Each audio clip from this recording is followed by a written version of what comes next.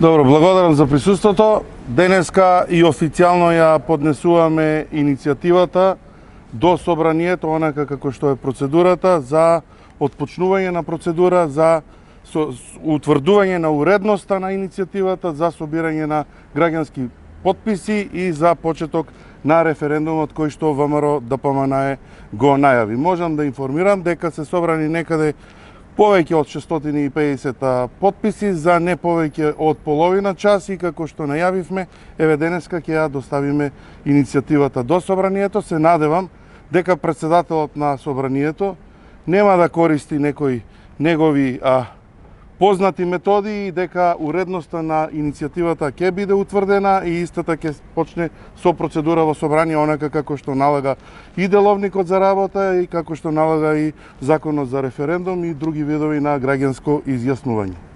Повелете прашања? Од кој име ја поднесувате иницијативата? Иницијативата е поднесена за законот за ратификација на договорот помеѓу владата на Република Македонија и владата на Република Бугарија, онака како што како што беше и донесен овој закон во 2018 година. Значи, согласно тогашното и она име со кое што ова законско решение е во сила. Дали смятате дека тоа ќе биде пречка, формална правна пречка за да не помине иницијатива? Апсолутно не, затоа што во 2018 година на почетокот кога е донесен договорот, фактички и самото име на договорот е договор за добрососедство, пријателство помеѓу Република Македонија и Република Бугарија. А иницијативата е до собранието? Собранието, онака како до собранието на Република Северна Македонија, согласно сите оние постапки кои што треба. Видете, доколку сакаме да најдеме формално правно некоја пречка, можеме да најдеме. Меѓутоа, поентата на целата оваа работа е да ги слушнеме граѓаните во нашава држава.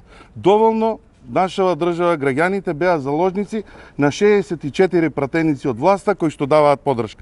Ајде еднаш да ги слушнеме граѓаните и да слушнеме што тие мислат за прашањата кои што ги тангираат. Како од меѓународната политика, така и од економијата и секојдневното живење на нашите граѓани. Почнем, една добра порака беше и она што се случи во Тетово. Се надевам дека власта ќе извлече поука од тоа. За жал, очигледно со потезите кои што ги влечат, очигледно е дека ќе нема поука и на крај на денот граѓаните ќе треба да ја решат оваа ненародна криминална власт. А што доколку и првиот филтер не го помине, доколку претседателот на собранието од не знам какви причини ја прогласи за неуредна, кои ќе бидат следните чекори на... Па сега ајде да дозволиме да помине, затоа што навистина внимававме и со самото прашање и внимававме на кој начин ќе биде правно, формално напишана и доставена до собранието.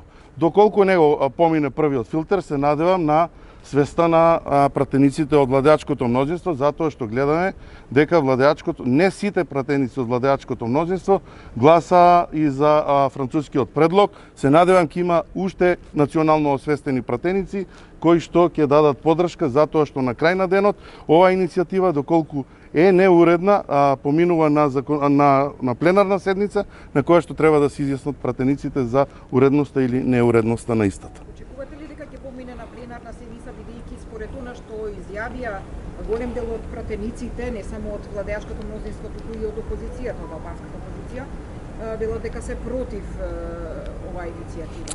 Јас видов пратеници од власта кои што не гласаа за францускиот предлог. Се надевам дека ќе има уште такви пратеници, национално освестени, кои што ќе дадат подршка на оваа иницијатива. Сепак бројките се тука, не е многу голема разликата помеѓу оние што се за власта и оние што се против оваа ненародна власт. Благодарам.